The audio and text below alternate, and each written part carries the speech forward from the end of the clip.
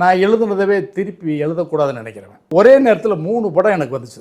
Captain Prabhakaran, வெற்றிப்படிகள், மாநகர காவல். 3 matter என்னென்னா, வில்லன் ஆளை கட்டி போட்டு உன் பாஸ் யாருன்னு ஹீரோ கேட்கணும்.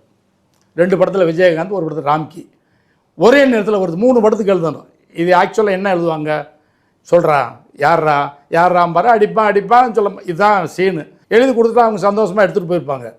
நான் என்ன யோசனை பண்ணேன், கேப்டன் பிரபாகரனில் அவன் அடித்தா சொல்ல மாட்டான், ஆண்டு அலறும் போது கன்னை வாய்க்குள்ள வச்சுருவார். நீ சொல்லலைன்னா கன்று வெடிக்கும்பார். விஷுவலாக அப்படி இப்போ சொல்கிறேன்ப்பா. மாநகர காவலில் குடிசையை எரிச்சதுக்காக தியாகுவை பிடிச்சிருக்கு, சொல்லும்போது சொல்ல மாட்டார். அப்போ சிகார் லைட்டை ஃபேஸுக்கு நேரம் கொண்டு போய் டக்குன்னு பார்த்து வைப்பார், ஃப்ளேம் எரியும். குடிசை எரிஞ்ச மாதிரி இப்போ நீ எரிஞ்சிருவார் சொல்லும்பார். இதில் வித்தியாசப்படுத்தினேன். வெற்றிப்படிகள் என்ன எழுதுனேன், அடித்தா அவன் சொல்ல மாட்டேன்னா சொல்லிவிட்டு ஒரு டைலாக் சொன்னால், அடிக்கிறதுக்கு உனக்கு அரசாங்கம் சம்பளம் கொடுக்குது, அடி வாங்கிறதுக்கு என் பாஸ் எனக்கு சம்பளம் கொடுக்குறான், அதனால் சொல்ல மாட்டேன். நான் ஒரு விஷயத்தை எப்படியாவது புதுசாக சொல்லணுமே அப்படின்ட்டு முயற்சி பண்ணுறது தான்.